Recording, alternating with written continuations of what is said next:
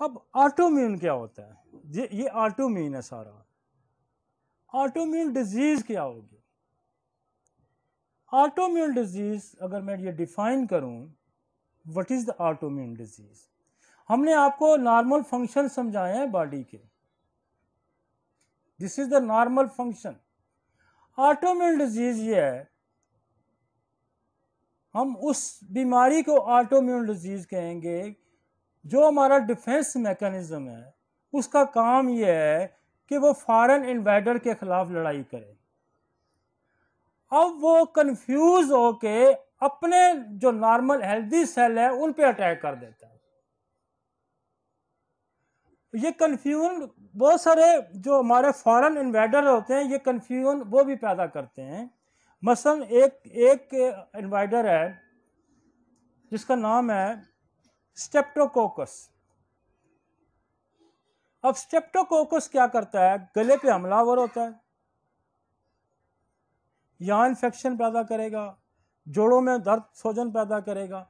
अब हमारा जो हार्ट है, हमारा जो दिल है, उसके जो वाल्व हैं, उसके जो सेल हैं वो स्ट्रेप्टोकोकस से मिलते जुलते हैं, उसी शक्ल के हैं, मिलते जुलते हैं। अब जब ये स्ट्रेप्टोकोकस पे हमारा इम्यून सिस्टम अटैक करता है तो साथ ही हार्ट के वॉल पे अटैक कर देता है।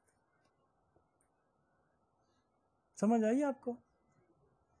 कंफ्यूज क्या हो गया? हमारा जो ऑटोमेटिक सिस्टम है, ऑटोइम्यून सिस्टम, वो कंफ्यूज हो गया। उसने करना तो अटैक स्ट्रेप्टोकोकस को मारना था, साथ उसने हार्ट के वॉल पे अटैक कर दिया, जिसको रूमेटिक वाल्वल डिजीज भी कहते हैं।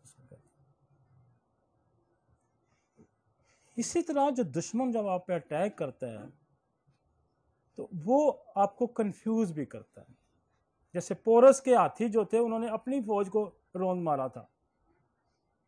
बाद दफा आपने देखा होगा कि महल्ले गांव में कहीं लड़ाई होती है तो आप लोग जो है ना अपने दुश्मन को लड़ाई शुरू हो जाती है घमसान की। वो उस घमसान की लड़ाई में उसको मारते हैं, साथ अपने बंदे भी मार देते हैं। This is the autoimmune disease. कि जो डिफेंस मैकेनिज्म, जो फौज आपने खड़ी की थी, जो पुलिस आपने बनाई थी, वो डिफेंस मैकेनिज्म आपके खिलाफ लड़ाई करता है। वो टी सेल क्या करेगा? अपने एंटीबॉडी बनाना शुरू कर देगा। किसके खिलाफ? अपने। अब वो एंटीबॉडी बनाएगा तो स्किन के खिलाफ बनाएगा, तो सोराइसिस हो सकती है, वेटोलिगो हो सकती है, वो डर्मा हो सकता है, वो सेक्लोडर्मा हो सकता है, वो एलोपेशिया रेक्टा हो सकता है। देखिए, एलोपेशिया रेक्टा जो है वो है जिसको बालचर कहते हैं। That is the autoimmune. वैसे किसी के बाल गिर जाना, दिस इज नॉट ऑटोइम्यून। वो जो पैचेस में गिरते हैं। तो इम्यून सिस्टम को पहले हमने नॉर्मली समझा, अब इम्यून सिस्टम हो गया कमजोर, कंफ्यूज्ड। अब कंफ्यूज जो होता है वो कंफ्यूज क्यों हुआ? उसको कंफ्यूज उसने बैक्टीरिया ने किया। जब हम उसको स्ट्रेप्टोकोकस खिलाएंगे, जब हम उसको कालमिया खिलाएंगे, जब हम उसको ट्यूबर खिलाएंगे, तो वो डर उसको स्ट्रॉन्ग करेगा। क्या करेगा? स्ट्रॉन्ग करेगा। जब स्ट्रॉन्ग करेगा तो वाल्व पे अटैक नहीं करेगा, वो सिर्फ उस पे अटैक करेगा। वो अपने पराये की पहचान हम कैसे पैदा करेंगे? कि उसको स्ट्रेंथन करेंगे, उसकी कंफ्यूजन को दूर करेंगे। इसको कहते हैं ना, वो शेर बड़ा खूबसूरत है कि दिल के फफोले जल उठे सीने के दाग से, इस घर को आग लग गई इस घर के चिराग से। जिसने इसको डिफेंस करना था वही इसके मारने का सबब बन गया। अब दुनिया कंफ्यूज है इस बात पे कि ऑटोइम्यून डिजीज का बंदोबस्त क्या करें। ये तो इस मदाफती निज़ाम को हम ठीक कैसे करें? कहीं वो स्टीराइडल इस्तेमाल हो रहा है, कहीं एंटी कैंसरियन मेडिसिन का इस्तेमाल हो रहा है। तो हम ये समझते हैं, हमारे बेशुमार लोग होम्योपैथ ऑटोइम्यून डिजीज को ठीक करने की सलाहियत रखते हैं और वो कर रहे हैं, लेकिन अफसोस है उनको ये पता नहीं है कि ये ऑटोइम्यून है। क्यों? हमारी दवाइयाँ इतनी खूबसूरत हैं, इतनी अच्छी हैं कि वो स्किन सोराइसिस के लिए अगर ग्रेफाइट दे रहा है, वो एंथ्रेक्सिनम दे रहा है, वो सिपिया दे रहा है, वो पेट्रोलियम दे रहा है, वो टेलोरियम दे रहा है, वो काली आर्स दे रहा है, वो सोराइनम दे रहा है, वो सल्फर दे रहा है, लेकिन मसला ये है कि वो तो ठीक तो वो कर रहा है। अब हमारी फाइट क्या है? हमारी फाइट ये है कि हम बीमारी को तो ठीक कर रहे हैं, लेकिन हम दुनिया को बताने में कासर हैं कि यार ये हमारे ऑटोइम्यून ठीक करें, हम कैसे ठीक कर रहे हैं इसको। तो आज का ये लेक्चर तो ये मैसेज देने में कामयाब होगा कि हम ऑटोइम्यून को डिजीज को कैसे ठीक करें, और हम आज का ये लेक्चर ये मैसेज कन्वे करेगा कि हम ऑटोइम्यून डिजीज ठीक करने की सलाहियत रखते हैं। इस लेक्चर सीरीज को शुरू करने का ये मकसद नहीं था कि हम बीमारियां ठीक नहीं करें, हम बीमारियां ठीक कर रहे हैं, लेकिन हम कंफ्यूज हैं कि हम उन बीमारियों को शनाख्त नहीं कर पा रहे कि ये बीमारियां ऑटोइम्यून हैं। और फिर जो दूसरे सिस्टम बैठे हुए हैं वो कहते हैं यार होगी तुक्के से कोई तुम्हारे पास ठीक होगी, तो बताए ठीक कैसे हुई है यार? होगी बात दफा दम डालने से भी तो बीमारी ठीक हो जाती है, कुदरती भी ठीक हो जाती है। तू हमें बता कि ये ऑटोइम्यून होता क्या है और ये ऑटोइम्यून डिजीज क्या होती हैं। तो आज का ये लेक्चर ऑर्गेनाइज करने का मकसद ये है कि हम होम्योपैथी बरादरी को ये बताएं कि आप इसको समझें कि दिस इज द ऑटोइम्यून, ये हमारा ऑटोमेटिक सिस्टम बॉडी के अंदर मौजूद है, और ये सिस्टम जब शनाख्त अपनी खो बैठता है तो अपने ही सेल को मारता है। This is the autoimmune. अब इसकी कॉजेस दुनिया ये कहती है कि हमें नहीं पता। मेरा एक दोस्त है, वो कैंसर स्पेशलिस्ट पे इंडोक्राइन को डील करता है। वो कहता है यार मुझे नहीं पता कि यार ये ऑटोइम्यून डिजीज की वजह क्या है, लेकिन यार एक वजह है कि हमारा जो एक डिजीज है एडिसन डिजीज। एडिसन डिजीज क्या है कि हमारे गुर्दों के ऊपर एक एड्रेनल ग्लैंड लगा हुआ है। एड्रेनल ग्लैंड क्या करता है कि वो स्टीरॉइड बनाता है, कॉर्टिजोन बनाता है। कहता है जो टीबी जब किसी बंदे पे अटैक करती है ना, टीबी, तो एड्रेनलिन ग्लैंड पे अटैक करता है और वो कॉर्टिजोन बनाना स्लो हो जाता है। और मैं तो पिछले 25 साल से पीट रहा हूं कि ट्रांसफर तो टीबी से बनते हैं। कह रहा हूं या नहीं कह रहा हूं? तो this is the world recognised and world authorities ये कह रही हैं कि एडिसन टीबी की वजह से कहते हैं। तो हम तो 25 साल से कह रहे हैं कि ट्रांसफर की एक वजह टीबी है। हम तो पिछले कितने अरसे से कह रहे हैं कि सीलियक डिजीज ऑटोइम्यून डिजीज है, तो वो उसकी काज टीबी भी हो सकती है, उसकी काज टाइफाइड भी हो सकती है। और मैं तो कहता हूं कि दुनिया में बेशुमार बीमारियों की सबब कॉम्प्लिकेशन ऑफ ट्यूबरकुलोसिस है। और हानीमन ने तो 150 पौने 2 साल पहले कह दिया गया कि क्रोनिक डिजीज की सबब क्या है, क्रोनिक डिजीज का सबब क्या। हानीमन ने क्या कहा है? मियाज्मेटिक डिजीज, मियाज्मेटिक है, और मियाज्मेटिक क्या है? सोरा सिफिलिस साइकोसिस की कॉम्प्लिकेशन है। वो भाई आपको तो ये पहले से पता है, आप तो चल्ले कल्ले और अंधे हुए बैठे हुए हैं। यही बात है ना कि आप इसको साइंटिफिक रंग देने में कासर हैं। आप इसको साइंटिफिक रंग देने में कासर। हमारी जितने भी मैं आपको ये बताऊं कि ये थ्योरी किसने दी थी, ऑटोइम्यून डिजीज पे बात किसने की थी, ऑटोइम्यून किया जितनी भी क्रोनिक डिजीज पे बात किसने की थी, ये तो 1.5 पौने 2 साल हानीमन ने की थी। The complication of bacteria, syphilis क्या है? Complication of bacteria. साइकोसिस क्या है? Complication of bacteria. टाइफाइड की कॉम्प्लिकेशन आपको पता है कितनी है? डेंगू की कॉम्प्लिकेशन कितनी है? कई लोगों को सारी जिंदगी थ्रोम्बोसाइटोपेनिया रहता है, प्लेटलेट्स के गिरे ही रहते हैं। मलेरिया की कॉम्प्लिकेशन क्या है? तिल्ली बढ़ जाती है, जिगर बढ़ जाता है, खून में अनीमिया हो जाता है।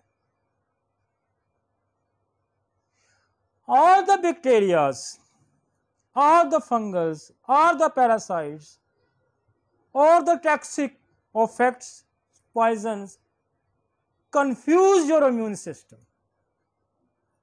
दुश्मन का काम क्या होता है कि वो ट्रैप करता है आपको, ट्रैप करता है ना, सज्जी दस के खबी मार देगा, यही करता है ना दुश्मन।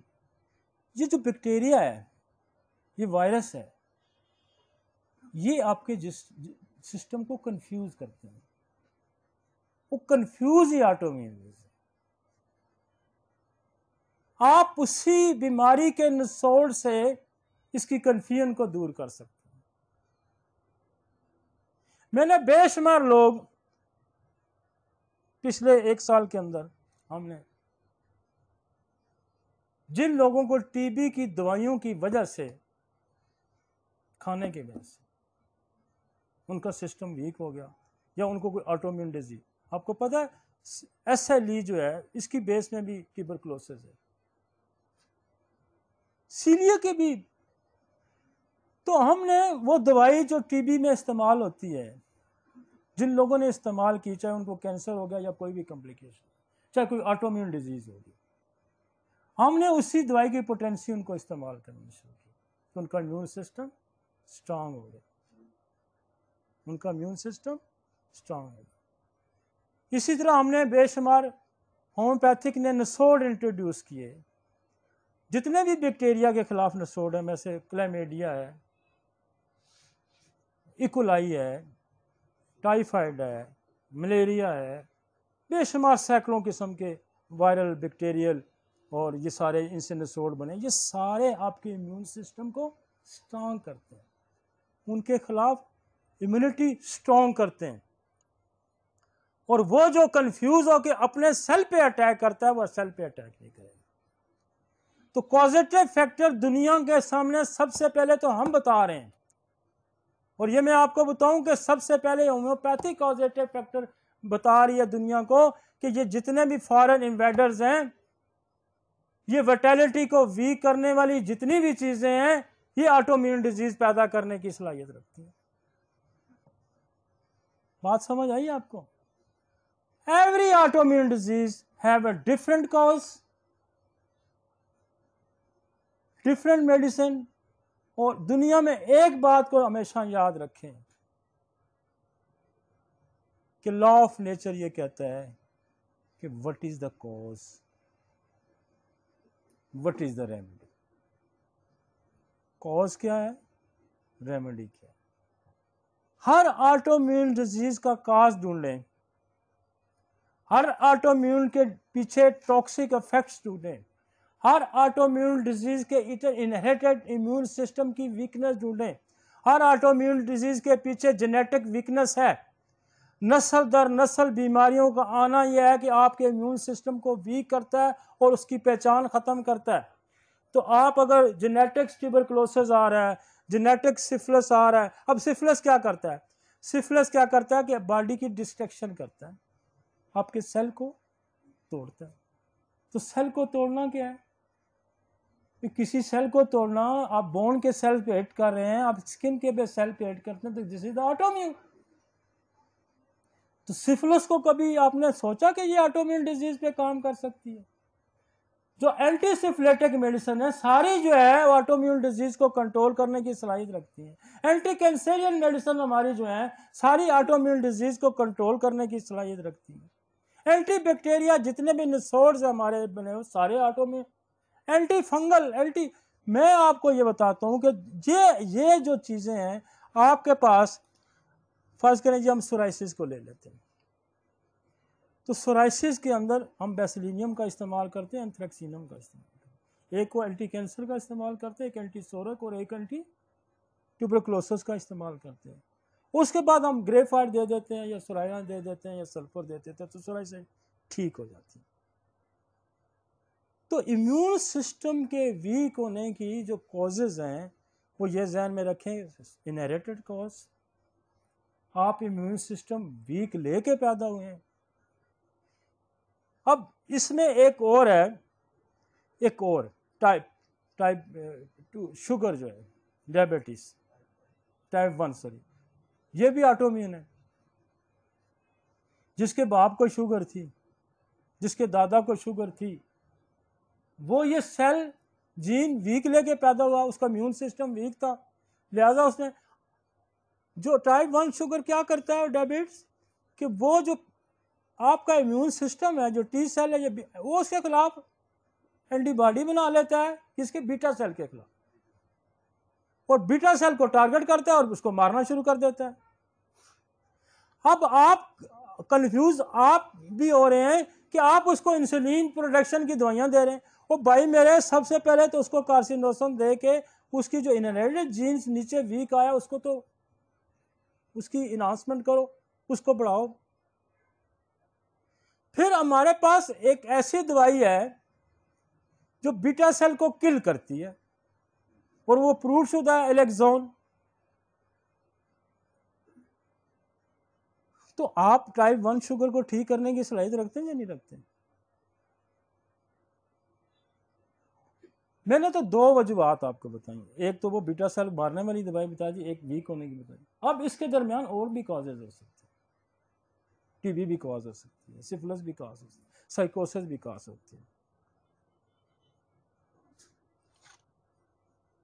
तो क्या कितनी खूबसूरत साइंस है हमारी होम्योपैथी, कितनी खूबसूरत साइंस ये है कि इतना बड़ा दुनिया के अंदर खुला है, इतनी दुनिया के अंदर ये प्रॉब्लम है कि difficult to treat the autoimmune disease, ये बड़ा मुश्किल है जी, ये तो ऑटोइम्यून डिजीज, अब इसका क्या हल करें? तो होम्योपैथिक वाइज साइंस है जो ऑटोइम्यून की काज भी जानती है, उसके पास दवाइयाँ भी हैं, उसके पास दवाइयाँ भी हैं। दूसरे सिस्टम अगर काज समझ भी लेंगे तो उसके पास दवाई नहीं है। मसलन आपने खुद एक मरीज को टीबी की दवाई खिलाई और उसके अंदर एडिसन डिजीज पैदा कर दी, ये इंटरनेशनल स्टडी है ना, मैं किसी पे ब्लेम नहीं कर रहा, कि मैं कोई क्लेम नहीं कर रहा, इंटरनेशनल स्टडी से भी हमने लिया है ना कि टीबी जिसको हुई उसको कि एडिसन डिजीज होगी। अब हम क्या करेंगे, हम एक तो ट्यूबरकुलोनियम देंगे, एक आइसोनाइज की पोटेंसी हम उसको खिलाएंगे ताकि उसके साइड इफेक्ट्स खत्म हो और टीबी काज हम दूर करेंगे तो उसकी एडिसन दूर हो जाएगी। ये मेरा पैगाम है, यही मेरा मैसेज है, और ये सीरीज में आज सिर्फ एज ए इंट्रोडक्शन में कर रहा हूं। आज हमने ऑटोइम्यून डिजीज का एक आपको इंट्रोडक्शन दिया, मैं एक एक डिजीज पढ़ाऊंगा, मैं एक एक डिजीज का हल बताऊंगा। आने वाले लेक्चर्स में हम एक एक डिजीज डिटेल पढ़ाएंगे, एक एक डिजीज का हल बताएंगे कि ये ऑटोइम्यून डिजीज है, इसका ये हल है, इसकी ये वजह। तो मुझे उम्मीद है कि आज का ये हमारी बुनियाद जो हमने रखी है ऑटोइम्यून डिजीज की, ये होम्योपैथी के अंदर एक संगे मील का रोल प्ले करेगी और हमारे लोगों को अंदर भी और हमारे जो दूसरे सिस्टम मौजूद हैं उनको होम्योपैथी की समझने की भी सलाहियत पैदा होगी और वह समझेंगे कि यार होम्योपैथी बहुत डीप काम करने वाली चीज़ है और ये बहुत बड़ी साइंस है।